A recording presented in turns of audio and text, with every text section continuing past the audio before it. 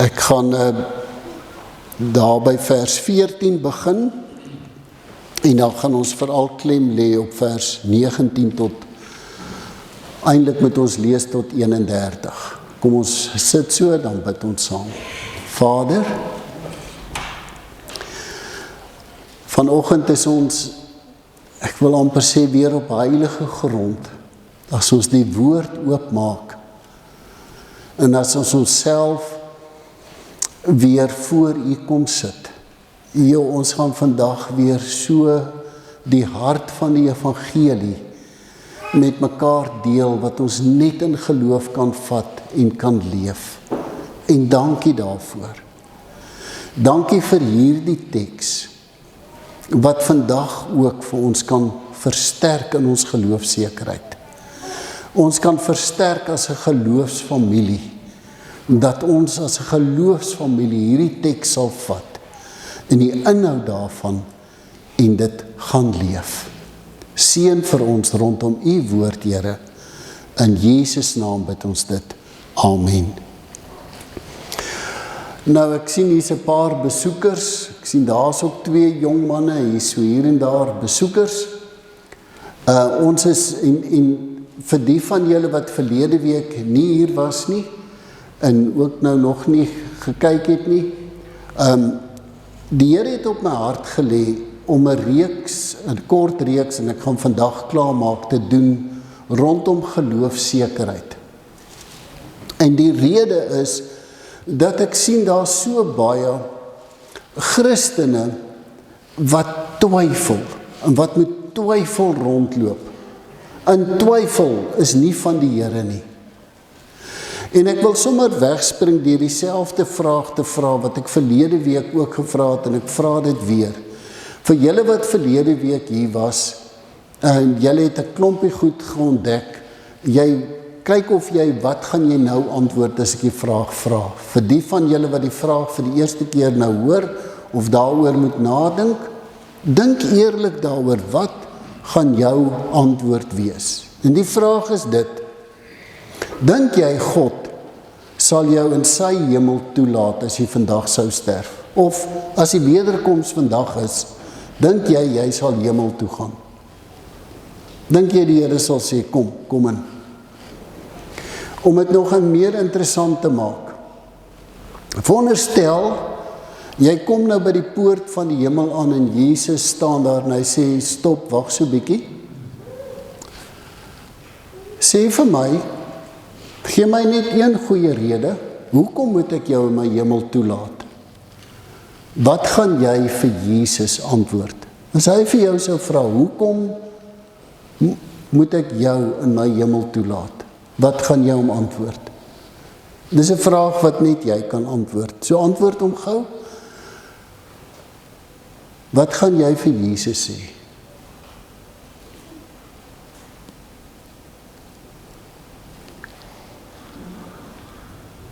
En daar kan baie antwoorde wees, maar vir jou wat twyfel, jy weet nie wat jy vir Jesus sal sê nie, dan wil ek jou uitnooi, luister mooi. Vir jou wat dalk sou gesê het, Here, ek het 'n goeie lewe gelei, ek het my lewe probeer inrig volgens die Bybel, vir jou wil ek ook sê, luister mooi. Vir jou wat dalk sê, kan mens ooit seker wees? Spit jou ore, want ons kan seker wees. En dit is wat ek gesien het by lidmate van die geloofsfamilie. Daar's so baie wat onnodig leef met onsekerheid. En daarom hierdie kort reeksie oor geloofsekerheid. Nou gebruik ek die woord geloofsekerheid. Wat is geloofsekerheid? En soos verlede week het ek gesê, geloofsekerheid is 2 goed. En kyk of jy seker is van hierdie 2 goed. Die eerste ene is om seker te wees dat jy 'n kind van God is. Johannes 1 vers 12 sê, almal wat hom aangeneem het, die wat in hom glo, het hy die reg gegee om kind van God genoem te word. Jy kan Johannes 3 vers 16 ook lees. God het die wêreld so lief gehad, dat hy sy enigste seun gegee het, sodat elkeen wat in hom glo, die ewige lewe kan hê. So, deur Jesus, deurdat jy hom aangeneem het, gee God jou die reg om kind van God genoem te word. En geloofsekerheid is om oortuig te wees en seker te wees, jy is 'n kind van God. Die tweede deel van geloofsekerheid is om seker te weet, ek het die ewige lewe. En ek gaan net een teks aanhaal, ek het nou net Johannes 3 vers 16, maar 1 Johannes 5 vers 13, hierdie brief skryf ek vir julle, sodat julle kan weet, sodat jy vaste oortuiging kan hê, dat jy die ewige lewe het, jy wat in die Seun van God glo. En verlede week het ek uit Romeine 3 vers 21 tot 26 dit baie mooi uitgehaal. Hoe kry ons dit? Hoe vat ons dit? Net in geloof. Ons het gekyk hoeveel keer gebruik Paulus die woordjie glo en geloof. En kan ek dit weer verduidelik vir die besoekers en vir die wat dit dalk gemis het. Ons almal is aan die kant gebore. En ons hierdie kant is God. En die loon wat die sonde gee, het ons verlede week gelees, is die verderf, is die dood, die ewige dood, die ander woord is die hel. En God het ons ellende gesien, en hy het in Jesus Christus 'n brug kom bou. Toe Jesus aan die kruis gesterf het God van sy kant af die brug gebou, sodat ons Jesus kan aanneem, sodat ons wat in Jesus glo, aan hierdie kant kan kom, die kind van God kan wees, die ewige lewe kan hê. Die groot vraag vandag weer aan elkeen van ons, watter kant van die brug staan jy? Staan jy hier of staan jy hier? En wees asseblief net eerlik met jouself. Waar is jy? Moenie vir my sê jy staan hier nie, want hierdie is net 'n gebed lank. Jy kan of aan die swart kant of aan die wit kant staan. En vir jou wat aan die swart kant staan, dit vat net 'n gebed lank om aan die wit kant te kom. Here Jesus, ek neem U aan as my verlosser. Wees die Here van my lewe en vul my met die Heilige Gees. Amen. So watter kant staan jy? Daar of hier? En die Heilige Gees druk dit op my hart dat hier iemand is of meer as een iemand is wat nog aan die kant staan. En dis baie maklik om oor te stap. Bid net, sommer daar waar jy nou is. Vra vir Jesus. Wees die Here verlosser van my lewe. Kom vat my sonde weg. Wees die Here van my lewe. En vir ons wat dan aan hierdie kant staan, en dit is hoekom ek hierdie reeks doen. Nou is dit so dat hier, ons het Jesus aangeneem as ons verlosser en Here. Ons staan hier. Dis ons geestelike posisie. En dan vra jy vir mense wat aan die kant staan, as jy doodgaan, sal jy hemel toe gaan. Ek hoop so. Ek dink nie so nie, want daar sonde in my lewe. Dan dink hulle staan daai kant. En vanoggend wil ek met ons as 'n geloofsfamilie praat oor hierdie ding. Ek en jy as Christen, as ons hier is, kan ons vry wees van skuld, van sondeskuld en van skuldgevoelens. En kom ons praat vanoggend bietjie oor skuld en skuldgevoelens. Want wat ek deur my bediening gesien het en wat ek hier in Stella sien, is dat mense wat hierdie kant leef, het dalk skuldgevoelens, of hulle sit nog met sondeskuld. En dan dink hulle is nie kind van God nie, en hulle sal nie die ewige lewe hê nie. Maar weer, hierdie woord van vandag, is vir jou en vir my wat Jesus al aangeneem het as ons verlosser en Here, wat hierdie kant is. En as jy daai kant is, deur Jesus Christus kan jy hier kom. Maar kom ons kyk 'n bietjie, wat sê die woord? Kom ons kyk Hebreërs 10. Nou ek het nou net gelees dat die Ou Testamentiese gebruik was die diereoffer. Die diereoffer, kan ek dit net weer herhaal. Daar staan dit in die eerste 4 verse van Hebreërs 10. Kon nie jou en my sonde wegvat nie. Dit kon ons net heeltyd herinner dat ek 'n sondaar is. Dit kon nie ons skuldige gewete, ons skuldgevoelens wegvat nie. Nou kom hy verder in die Hebreërsbrief. En kom ons lees vers 14. Deur die een offer het hy die wat vir God afgesonder word, vir altyd volkome van sonde vry gemaak. Kan julle daai woorde hoor? Jesus Christus, toe hy vir jou en my sondes gesterf het hy jou en my, hier is ons sondes, ons het verlede week hier vasgekap. Hierdie is eintlik gister se sondelysies wat ons hier vasgekap het. En ek kom nou hierby. Deur Jesus Christus is dit moontlik vir ons wat aan hierdie kant is. Hy het vir altyd volkome ons van sonde vrygemaak. Veronderstel jou sonde is op hierdie papiertjie. Nou is dit aan die kruis vas. Hy het my vrygemaak daarvan. En ek kom nou by die voortgaande vry wees van sonde, want aan hierdie kant sondig ek en jy nog.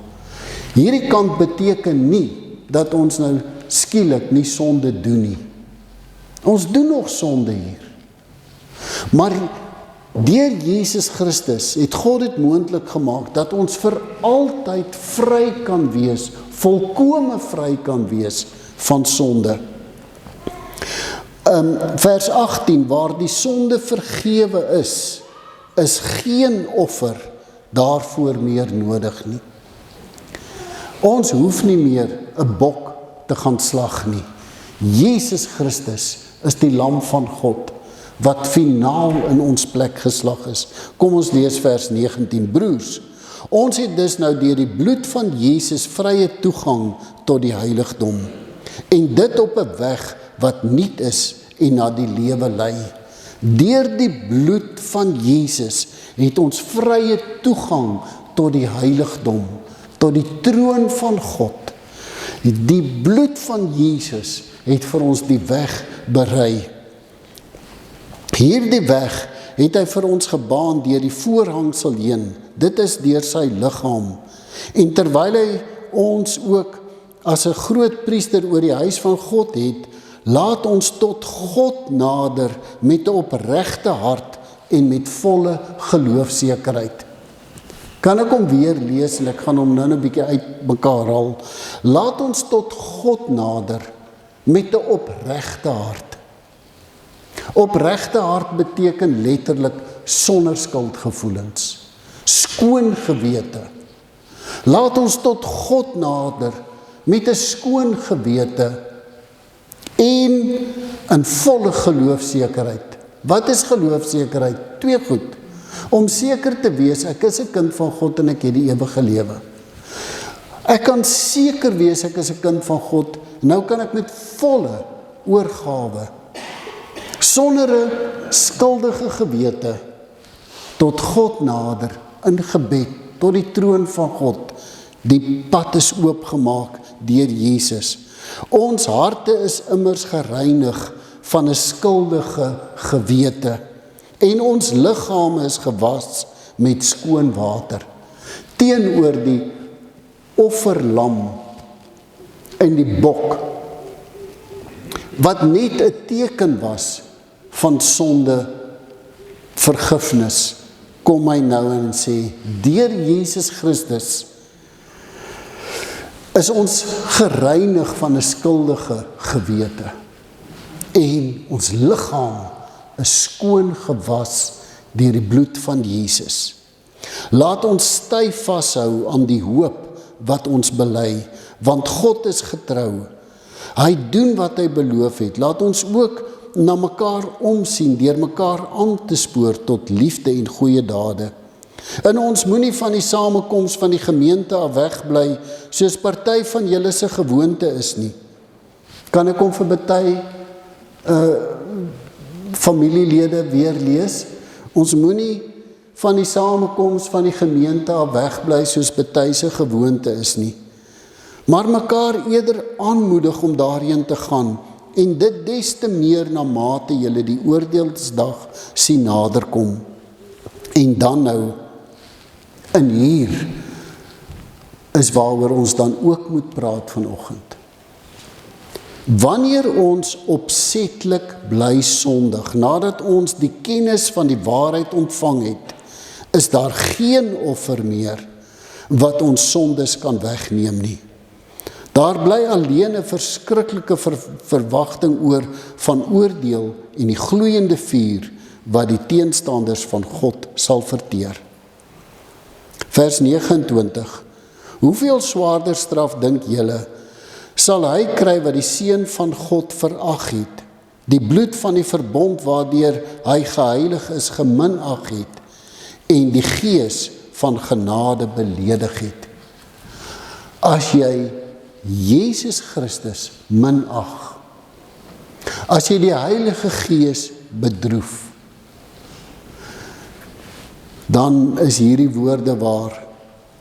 Vers 30, dit is my reg om te straf, ek sal vergeld, sê die Here. Die Here sal oor sy volk oordeel, en dan hierdie woorde, dit is verskriklik om in die hande van die lewende God te val. Dan staan jy onder die toren van God. Mag ons hierdie woord vandag ernstig opneem.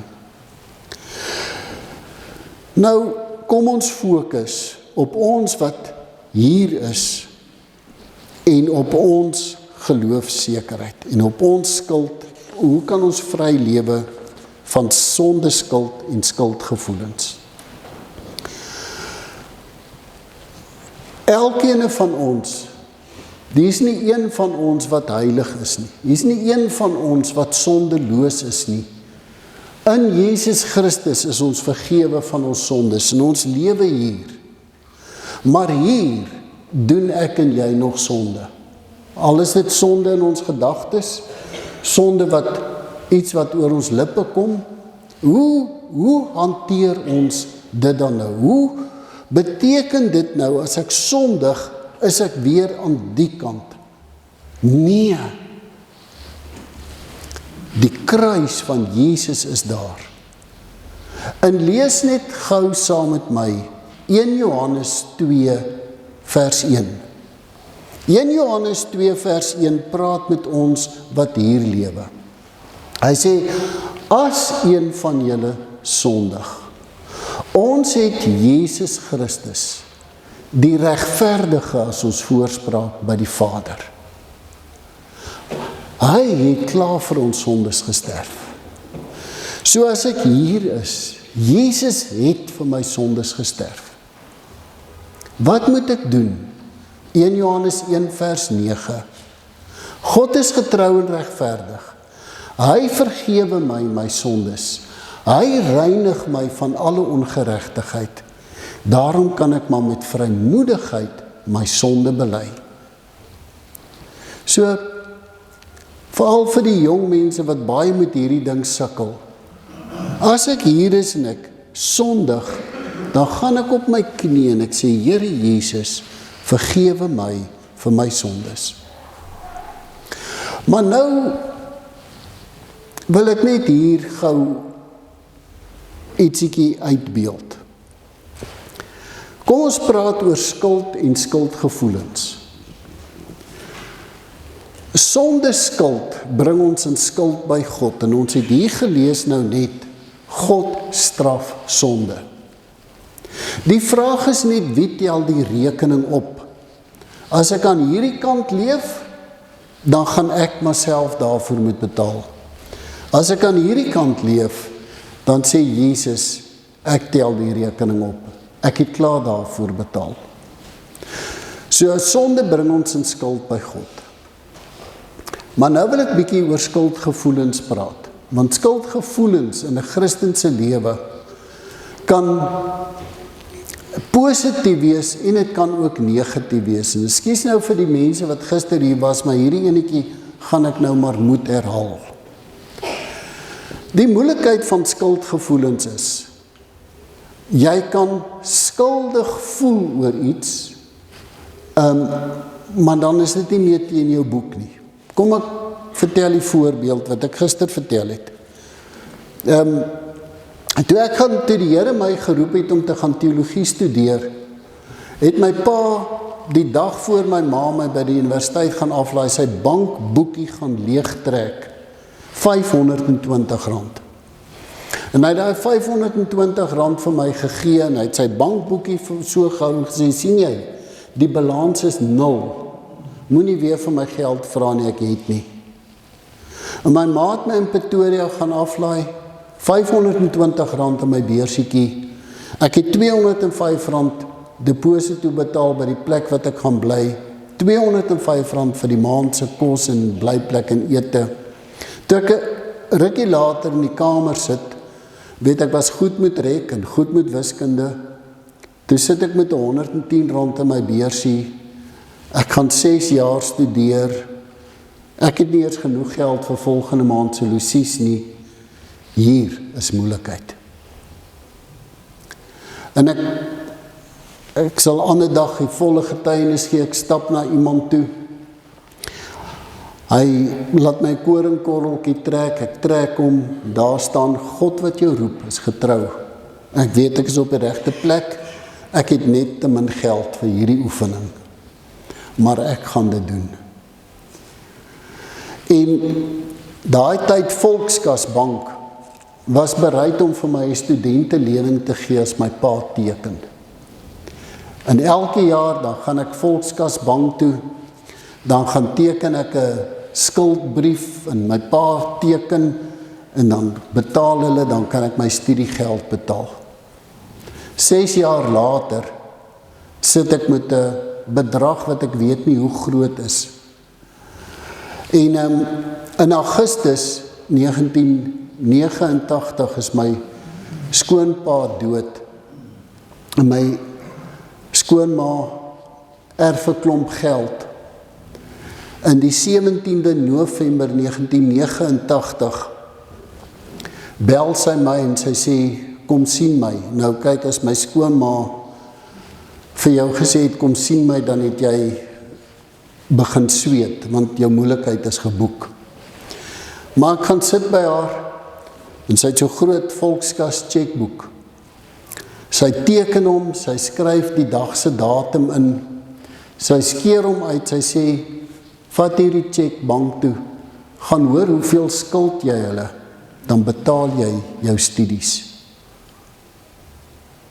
En ek ry Hatfield Volkskas toe, ek sê vir die dametjie, ek soek my leer, hoeveel skuld ek? Sy sê, ek gaan dit gou uitwerk. Ek gee vir haar die check, ek sê, wat ook al die bedrag is, vul dit in. En sy kom terug en sy sê, meneer, hier is die kwitansie, jou studentelening is ten volle vereffen. Daai aand, 17 November 1989, word ek gelegitimeer as proponent in die NG Kerk, sonder 'n sent studieskuld, want God wat my geroep het, is getrou. Maar dis nie waaroor ek wil praat nie, maar die beeld. Hier het iemand gekom, om my skuld in my plek te betaal. Ek was skuldvry. Dit sou mos stupid gewees het om elke dag rond te loop. Ek moet nog volkskas betaal. My studentenlening. In 'n jaar later gaan ek nog weer volkskas doen en sê, is julle seker ek skuld julle niks? En ek bly bel en vra, hoorie, hoeveel skuld ek julle? Die skuld is betaal. Ek hoef nie skuldig te voel daaroor nie. Ek kan net dankbaar wees, dis gedoen. En so baie Christene, se skuld is betaal. Maar hulle kom klop nog heeltyd by die Here en sê, Here, vergewe my asseblief, dan, ek weet nie waarvan jy praat nie, jou skuld is betaal. Moenie skuldig voel oor iets wat jy nie nodig het om oor skuldig te voel nie. Maar die ander probleem met skuldgevoelens is, hy kan aan die ander kant toe ook werk. Ek het gister 'n groot belydenis hier gedoen. Dinsdagoggend toe ek Kimberley toe, maar ek wou vinnig soontoe en terug gaan, toe vat ek nie die gym nie, maar ek vat die motorfiets. En my skuldbelydenis is dat ek dink ek was selde of ooit binne die land se spoedgrense. Ek onthou wel, daar was een keer wat ek kom en die karre gooi vir my so ligte. Ek dink ek het toe 160 gery, toe besluit ek, dis seker 'n waarskuwing, en dit is 'n 80 en toe 'n 60 sone, en ek staan soos 'n meerkat. Toe sien ek, daar sit hulle, toe groet ek hulle maar vriendelik. Ek sê eintlik, ek's bly julle het my nie gevang nie, en toe gaan ek maar weer. Het ek skuldig gevoel, omdat ek eintlik al die pad oor die spoed was, glad nie, ek het dit geniet. Christian, dink jy ek is sondig?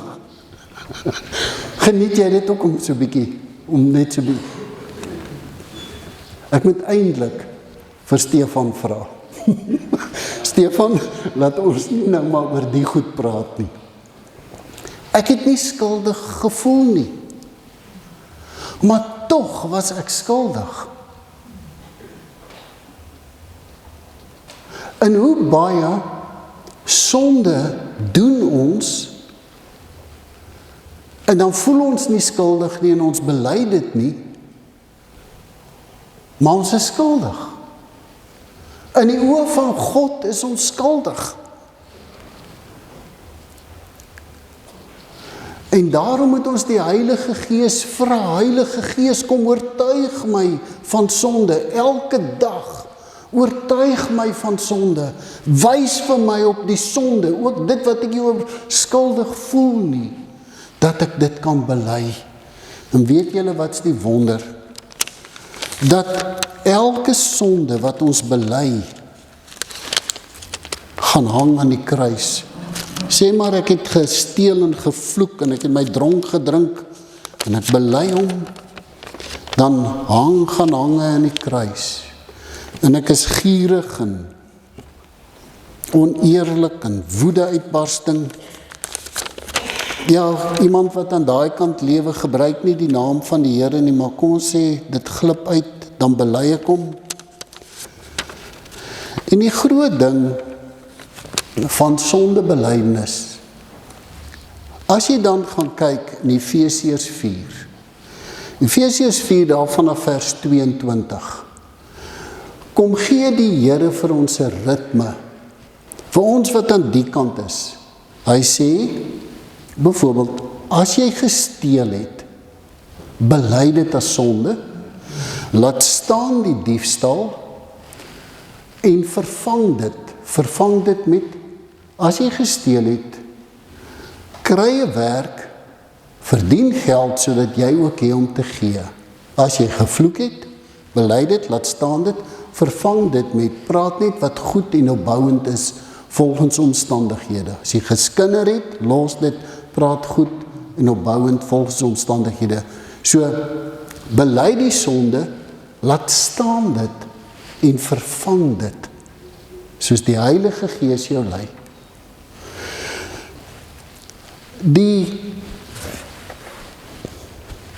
Amper vra ek vir Magriet, waar is my boodskap? kan ek net hierdie teks vir julle uit die boodskap lees, en ek het dit gister ook gelees. Kolossense 2 vers 14. Julle sal sien, hierdie goed het ek alles met spykers vasgekap. Spesifieke rede hoekom dit met spykers vasgekap is. Wat gebeur het, kan ook so gestel word. Ons elkeen het 'n skuldbrief, 'n rekening van al ons sondes, en 'n rekening moet mos betaal word. Wat met ons moes gebeur oor al die skuld is uiters slegte nuus. God het egter hierdie rekening met al ons skuld uit ons hande kom vat. Nou staan die skuld nie meer teenoor my naam nie. Ons rekening hang nou aan die kruis. Jesus, wat ook aan die kruis gesterf het daardie skuld vir ons betaal. Die nuwe vertaling sê, die skuldbewys met die eise teen ons, het God gevat en hy het dit aan die kruis vasgespyker. Waar is jou en my skuldbrief? Is aan die kruis vasgespyker. Elke sonde wat ek en jy nou nog doen, en dit is nie om die genade van God goedkoop te maak nie. Sê ek haat en ek loop met bitterheid rond, en ek bely dit en ek laat staan dit, dan kom God en hy spyker dit ook aan die kruis vas. En ek is biddeloos en ek lees nie my Bybel nie, en ek bely dit en ek laat staan dit en ek begin bid, dit word aan die kruis vasgespyker, en ek skinder en ek doen lelike goed, en dan word dit aan die kruis vasgespyker. Christen, dit is hoe 'n Christen se lewe lyk. Jesus Christus het vir al ons sondes aan die kruis gesterf. Hierdie kant kan ek en jy sonder 'n skuldige gewete leef, en ons kan met die grootste vrymoedigheid na God toe gaan, want Jesus Christus het al ons sondes op hom geneem. Kom ons lees weer vers 22. Laat ons dan tot God nader met 'n opregte hart en met volle geloofsekerheid. Ek is 'n kind van God, ek het die ewige lewe. Ons harte is immers gereinig van 'n skuldige gewete, en ons liggame is gewas met skoon water. Die Here wil nie hê dat een van sy kinders met 'n skuldige gewete rondloop, of nog met sonde op die skouer nie. Jesus Christus het daarvoor gesterf. Gee dit vir Jesus. En staan op en gaan leef met blydskap in die wete, jy is hierdie kant, jy is kind van God, jy het die ewige lewe. Ek gee vir jou 'n tydjie vir stil gebed. Praat met die Here, as jy sonde wil bely, daar's dit, bely dit, laat dit aan die kruis kom, en dan hier, dan gaan jy, en ek en jy, en ons gaan leef met die grootste vrymoedigheid, as kind van God, wat vry is van sonde. Kom ons bid saam. Here Jesus, dankie, dat U al ons sondeskuld op U gevat het. Vader, dat U hierdie rekening uit ons hand gevat het, en dit aan die kruis vasgespyker het. Dankie dat ons vry kan wees, omdat Jesus aan die kruis vasgespyker is vir ons. Omdat hy ons sondes op hom geneem het. En nou bid ons, Here, dat U vir ons as 'n geloofsfamilie sal seën, dat ons in volle geloofsekerheid sal leef, sal weet, ons is kind van God, gered deur Jesus Christus, en ons het die ewige lewe. En Vader, die persoon wat nog hier is, wat nog aan die swart kant is, lei hom deur die Heilige Gees om Jesus Christus toe te laat om die Here van sy lewe te wees. In Jesus naam bid ons dit. Amen.